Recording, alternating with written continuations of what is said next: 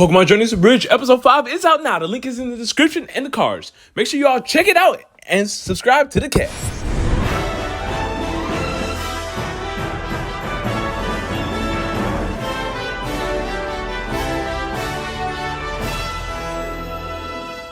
Yo, what's up everyone? Trayman1 here. Welcome back to another Pokemon Journeys anime review, guys. Today, if you are a Sinnoh or an Alola stan, this is the episode for you because, oh my gosh, there's a lot to talk about. Gengar and Lucario are back. Episode 77 review. Let's go and get right into it. And if y'all care to see my reaction to this episode, me and Taso reacted over on his channel. The link will be in the descriptions and the cards. And man, was this a great reaction. So I hope y'all check this out along with Journeys Abridged episode 5. But let's go and get right into it. In terms of pacing and structure, this is definitely one of the best Pokemon Journeys episodes to date. The episode literally starts right off the bat with Ash and Volkner here at the Hyperclass battle, getting ready. They don't have much time to talk, unfortunately, but still, I love how last week's episode they had set it up with the Z move and Ash realizing that he's in the Hyperclass, he has to fight Volkner, just so that they can go straight into it here instead of having a long, 15 minutes of them introducing Volkner just for them to have a 15-minute battle. Nope. They don't waste any time and they get right to the battle and battle through the entire episode. This is our first 3v3 in the series, and man, was it a good one. I gotta admit, a lot of the typings and matchups that we got to see were quite a shocker. I did not expect to see Lucario and Luxray be the first two Pokemon.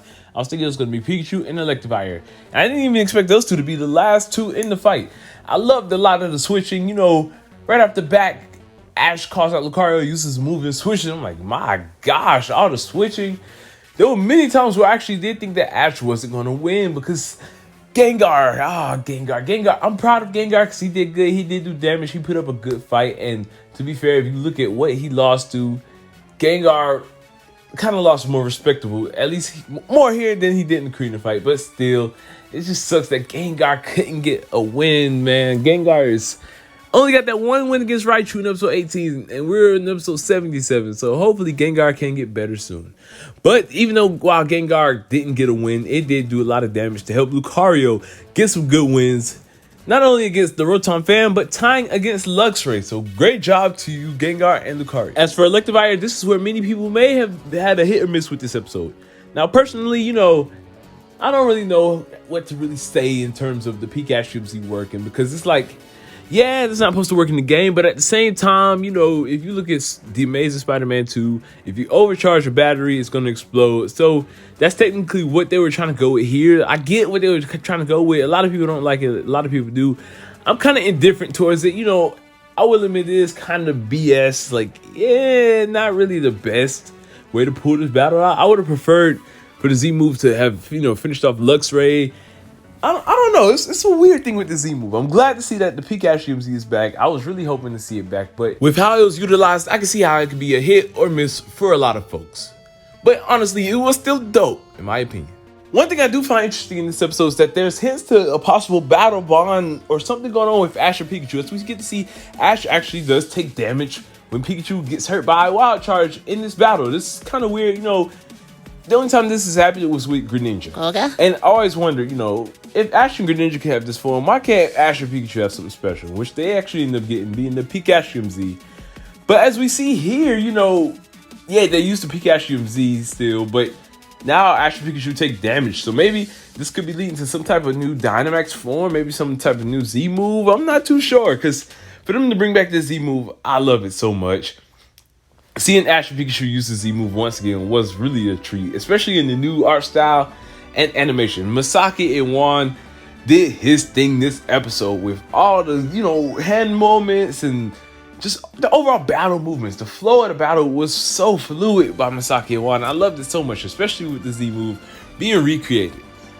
And then Ash and Pikachu do come out on top and show that they do have their champion status, which I gotta say, I love this for Ash. I love that him and Pikachu were able to come up with these cool strategies. And even though, it was a bit BS about him being able to overpower Motor Drive, I think this was a pretty good fight for our Alola region champion. They emphasized that in the last episode to fully show off just how good he is in today's episode. Now, yes, I do want Ash to lose one time soon because I like seeing Ash win, but it gets predictable sometimes. So I will say this battle was not predictable. I honestly did think Ash was going to lose at a couple of points. From Gengar getting taken out early, to Lucario getting paralyzed and taking on that damage, to even Pikachu struggling against Electivire, and Motor Drive going on. Like, it didn't really seem like the battle was in Ash's favor at the time, but Ash was able to pull through, which I'm really excited to see more of his other fights. Even Volkner mentioning, oh, Ash, you may be the one to shake up this whole World Championships. Mentioning that, Cynthia is in the Masters 8, and she will be looking forward to battling Ash. We get to see the Masters 8 along with Bia. I don't think Bia is in the Masters 8. I think she's still in the Hyper Class for now. What I'm hoping, I do think Ash should lose one more time, and it should be to Bia. Maybe he loses to Bia in the Hyper Class, and they have one more battle in the first round of the Masters 8, and this is where he comes out on top. I'm not sure how they're going to handle the Masters 8, whether it's going to be a tournament or he's going to fight one by one each. I wouldn't mind seeing him fight each one, but also a tournament would be cool as well. Who knows? We'll honestly have to wait and see. But with Z-Moves now returning on Ash's side for the World Championships, this does leave Mega Lucario a lot more possible, as he's not just focusing on Dynamax. I thought the issue was that he was only going to focus on Dynamax. That's why he left it at home. But seeing that now that he's at stronger competitors, that he may be using more gimmicks. So let's Ash get that Mega. My overall rating for this episode is a solid 9 out of 10. I thought this was a really great battle, the best battle in Journey so far, and a great episode from start to finish. Now, yes, there are a few things that I'm kind of iffy on, and that's the 10 million volt Thunderbolt and Motor Drop thing. Like I said, it's the whole battery gimmick, but still, I don't know. It's kind of iffy in my opinion. And another thing is the way that Volkner switched at one point, where Pikachu was going for Thunderbolt on the road Tom Fan, and then he switches out and calls out the Electivire. I don't know.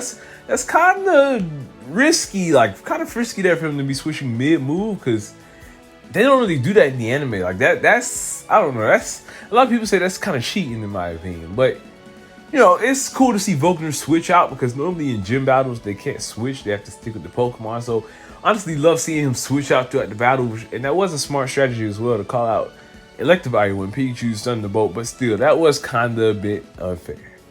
But in the comment section down below, let me know what y'all thought of today's episode. I'd love to hear. Ash is now ranked 64, which means he's slowly but surely making his way to the Masters 8. And now we have Cynthia, Rayhan, Leon Lance, and Bia confirmed to be returning and battling Ash soon.